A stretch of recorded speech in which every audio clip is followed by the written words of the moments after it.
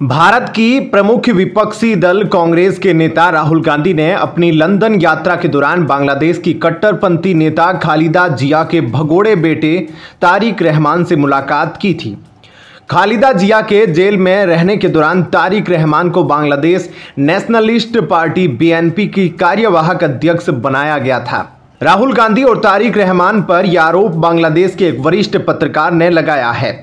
बांग्लादेशी समाचार पत्र बिल्टज के संपादक सलाहुद्दीन शोएब चौधरी ने शनिवार 10 अगस्त 2024 को रिपब्लिक टीवी के एक शो में यह दावा किया।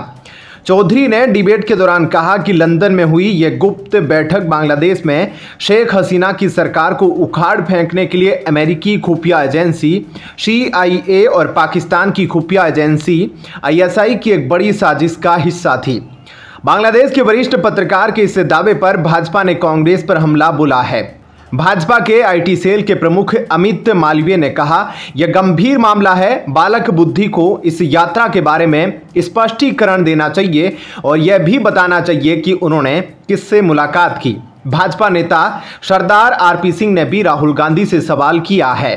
सरदार RP सिंह ने सोशल मीडिया साइट X पूर्व में ट्विटर पर लिखा, राहुल गांधी को लंदन में BNP के तारिक रहमान के साथ अपनी बैठक के बारे में स्पष्ट करना चाहिए। क्या उन्होंने बांग्लादेश में तख्ता पलट और हिंदुओं के नरसंहार को आगे बढ़ाने का आदेश दिया था? यह जानकारी बांग्लादेश में बैठे बिल्टज के संपादक सलाहुद्दीन चौधरी ने साझा की है। वहीं बीजेपी के राष्ट्रीय प्रवक्ता तुहीन सिन्हा ने लंदन में खालिदा जिया के बेटे के साथ राहुल गांधी की मुलाकात की खबरों को गंभीर बताते हुए मांग की है कि कांग्रेस को तुरंत यह बताना चाहिए कि क्या यह मुलाकात हुई थी और अगर हुई थी तो उसका एजेंडा क्या था। तुहीन सिन्हा ने कहा कि बांग्लादेश के एक वरिष्ठ पत्रकार ने हमारे नेता प्रतिपक्ष राहुल गांधी पर बड़ा आरोप लगाया है कि पिछले महीने लंदन में राहुल गांधी और खालिदा जिया के बेटे की मुलाकात हुई थी, जिसमें राहुल गांधी ने बांग्लादेश में चल रहे आंदोलन को ग्रीन सिग्नल दिया था, यानी हरी झंडी दिखाई थी। तुहीन सिन्हा ने आगे कहा कि गुरुवार 8 अगस्त को राहुल गांधी एक प्रतिनिधि मंडल से मिले थे जिसमें अर्थशास्त्री जयाद्रेज शामिल थे और यही जयाद्रेज अगले ही दिन 9 अगस्त को फिलिस्तीन के समर्थन में विरोध प्रदर्शन के दौरान गिरफ्तार किए गए। यहां उनके साथ बांग्लादेश में सिविल वॉर की हमेशा से वकालत करने वाले नदीम खान भी मौजूद थे। तो क्या जब बांग्लादेश में हिंदुओं की जान खतरे में थी उस समय 8 अगस्त को राहुल गांधी दिल्ली में अपने घर पर इन लोगों को अगले दिन के प्रोटेस्ट के बारे में गाइड कर रहे थे?